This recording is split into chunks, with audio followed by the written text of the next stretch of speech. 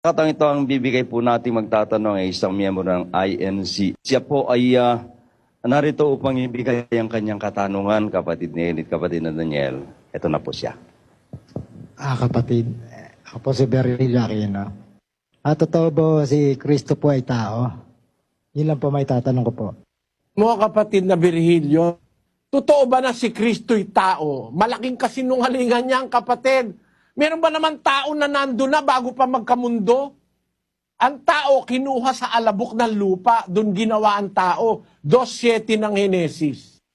At nilalang ng Panginoong Diyos ang tao sa alabok ng lupa at hiningahan ang kanyang mga butas ng ilong ng hininga ng buhay at ang tao ay naging kaluluwang buhay.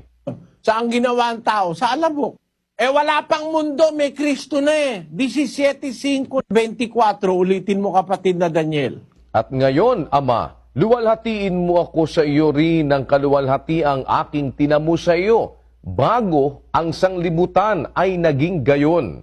Ama, yaong mga ibinigay mo sa akin ay ibig ko kung saan ako naroroon, sila naman ay dumuong kasama ko, upang makita nila ang kaluwalhatian ko na ibinigay mo sa akin, sapagkat ako'y iyong inibig bago natatag ang sanglibutan. Tingnan mo, inibig mo ako bago natatag ang sanlibutan. Bakit? Ipinanganak siya ng Ama eh.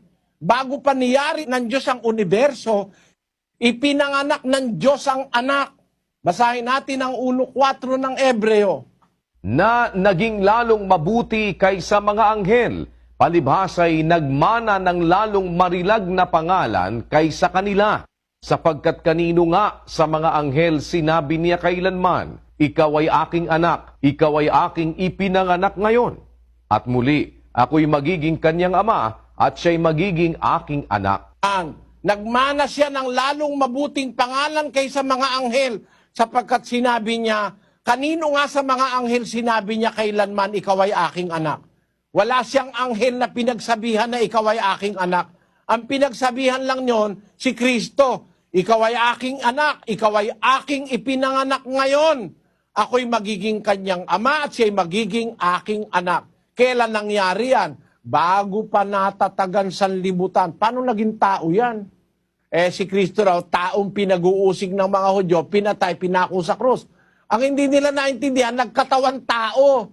Ang pinatay, ang namatay yung katawan tao, hindi yung Kristo, hindi yung Berbo, hindi yung anak ng Diyos na Espiritu na ipinanganak bago magawa ang sanlibutan. Katunayan yan sa 10:5 ng Ebreo, kapatid na Daniel. Kaya't pagpasok niya sa sanglibutan ay sinasabi, hain at handog ay hindi mo ibig, ngunit isang katawan ang sa akin ay inihanda mo. Ngayon, nung pumasok siya sa sanlibutan, ibig sabihin, hindi siya rito nag-umpisa.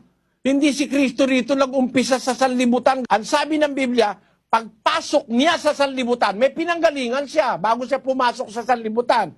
Pero pagpasok niya sa sanlibutan, isang katawan ang sa akin ay inihanda mo. Alin ba yung katawang inihanda ng Ama sa kanya? Yung ipinagbuntis ni Maria. Ano ang tawag doon? 1:14. At nagkatawang tao ang verbo. Ang verbo, nagkatawang tao. Yung katawan niyang tao, hindi siya. Nagkatawang tao siya. Ano ay sabihin ng nagkatawang tao? Hindi siya tao. Paano naman magiging tao pala siya? Nagkatawang tao. Bakit? Dati siyang espiritu na anak ng Diyos. Ang Diyos ay espiritu. Ang anak niya espiritu rin. Ang Diyos ay Diyos, ang anak niya, Diyos din. Ang anak ng kalabaw, kalabaw. Ang anak ng tao, tao. Ang anak ng Diyos, Diyos din. Dapat nating maintindihan yon. Ipinanganak siya ng Diyos, wala pa ang sanlibutan, ipinanganak na siya. Pero nung dumating ang panahon, pumasok siya sa sanlibutan. Nung isinugo siya ng Ama, inihanda sa kanyang isang katawan. Pagpasok niya sa sanlibutan, isang katawan ang sa akin ay inihanda mo, sabi ng anak. Anong katunayang hindi siya dito nag-umpisa sa sanlibutan, pumasok lang siya rito. Basahin natin ang 38 ng Juan. Sapagkat bumaba akong mula sa langit, hindi upang gawin ko ang aking sariling kalooban, kundi ang kalooban ng nagsugo sa akin. Ang tao na nag-umpisa sa langit, Masabihin mong tao si Kristo. Sabi niya, bumaba ako mula sa langit. Sabi na nga, nagkatawan tao eh. E di hindi tao, saan galing? Bumaba ako mula sa langit. Tamo? Galing siya sa langit. Paano mo sasabihin, tao yan galing sa langit? Meron bang taong galing sa langit? Ang tao galing sa alabok. Teka siya. Sabi niya, tao siya. Nagkatawan tao nga eh.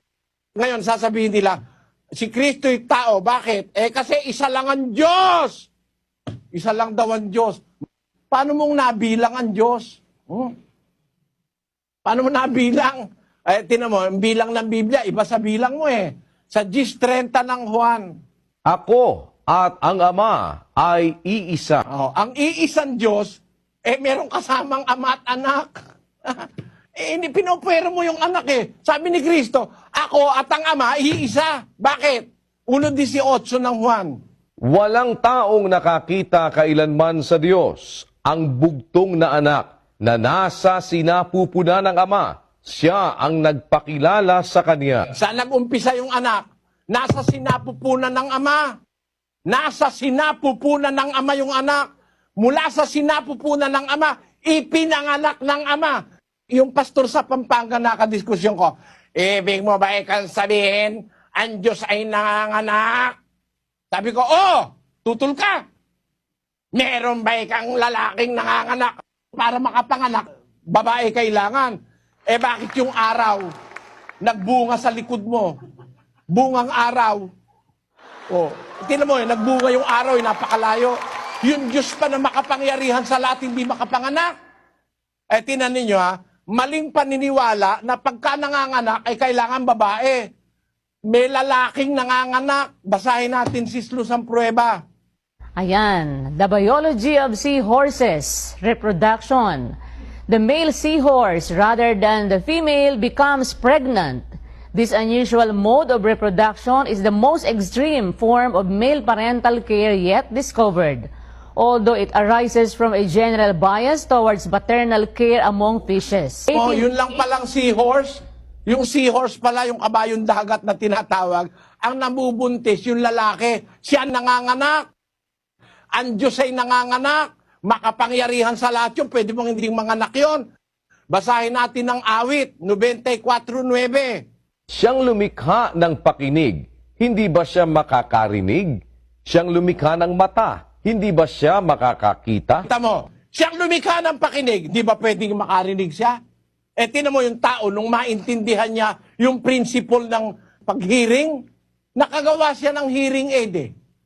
Nakagawa siya ng isang instrumentong nakakarinig. Yung tao, alin yon? Yung tape recorder. Naririnig ng tape recorder, itinetape niya yung sinasabi mo. Kung ang tao na nakakarinig, nakakagawa ng ibang bagay na nakakarinig. Kung ang tao na nakakakita, nakakagawa ng bagay na nakakakita. Nakakagawa ba? Nakakakita, camera eh. Nagawa ng tao, naintindihan niya kasi yung sense of sight eh. Alam niya yung principle of sight. Nakagawa ang tao ng camera, nakakakita. Kung ang tao nagagawa yung nakakakita siya, makagawa siya ng nakakakita, hindi ba magagawa ng Diyos yun? Siya nga ang gumawa ng pakinig, hindi ba siya makakarinig? Siya ang gumawa ng mata, hindi ba siya makakakita? Siya ang gumawa ng paa, hindi ba siya makakalakad? Siya ang gumawa ng bahay bata, hindi ba siya makakapanganak? Di ba? Nakapanganak ba ang Diyos? Basahin natin uli ang Hebreo 1:4. Na naging lalong mabuti kaysa mga anghel, palibhasa'y nagmana ng lalong marilag na pangalan kaysa kanila. Sapagkat kanino nga sa mga anghel sinabi niya kailanman, ikaw ay aking anak, ikaw ay aking ipinanganak ngayon. Sino nanganak kay Kristo? Ang Ama. Saan galing? Sa sinapupunan ng Ama. Kung yung pinanggalingan ni Diyos, yung nanggaling, ano yun? Tao? Si Eva, saan galing? Sa tadyang ni Adan. Di ba tao si Adan? Ano si Eva? Anghel? Hindi. Tao rin yun eh. Galing sa essence ni Adan si Eva eh. Kinuha ang isang tadyang, ginawang babae. Kaya kung paanong tao yung pinanggalingan, tao rin yung nanggaling. Si Kristo, sa umpisa, nasa sinapupunan ng Ama. Nasa bahagi ng katawan ng Ama. Ipinangalak ngayon ng Ama. Tao ba yon? Hindi. Alin ang tao? Yung ipinanganak ni Maria.